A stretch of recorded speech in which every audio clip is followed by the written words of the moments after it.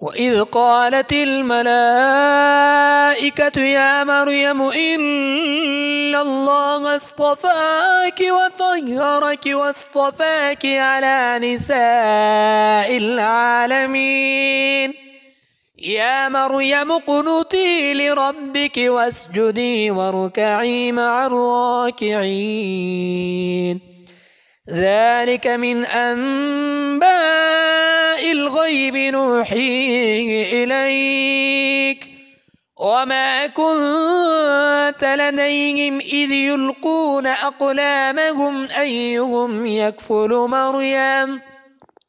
وما كنت لديهم إذ يختصمون إذ قالت الملائكة يا مريم إن الله يبشرك بكلمة منه اسمه المسيح عيسى بن مريم وجيها في الدنيا والآخرة ومن المقربين ويكلم الناس في المهد وكهلا ومن الصالحين قالت رب ألا يكون لي ولد ولم يمسسني بشر قال كذلك الله يخلق ما يشاء إذا قضى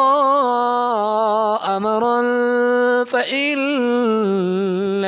يقول له كن فيكون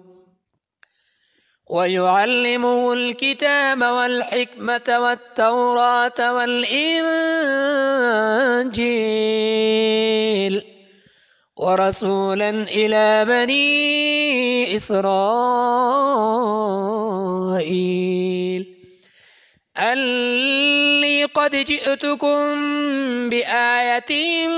من ربكم أني أخلق لكم من الطين كهيئة الطير فأنفخ فيه فيكون طيرا بإذن الله وأبرئ الأكمه والأبرص وأحيي الموتى بإذن الله وأنبئكم بما تأكلون وما تدخرون في بيوتكم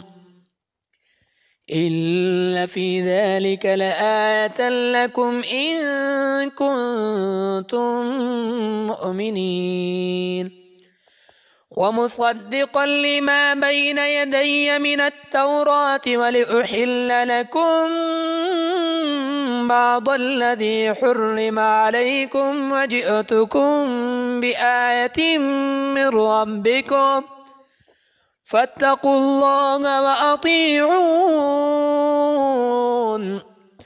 إن الله ربي وربكم فاعبدوه هذا صراط مستقيم فلما أحس عيسى منهم الكفر قال من أنصاري إلى الله قال الحواريون نحن أنصار الله آمنا بالله واشهد بأننا مسلمون ربنا آمنا بما أنزلت واتبعنا الرسول فاكتبنا مع الشاهدين ومكروا ومكر الله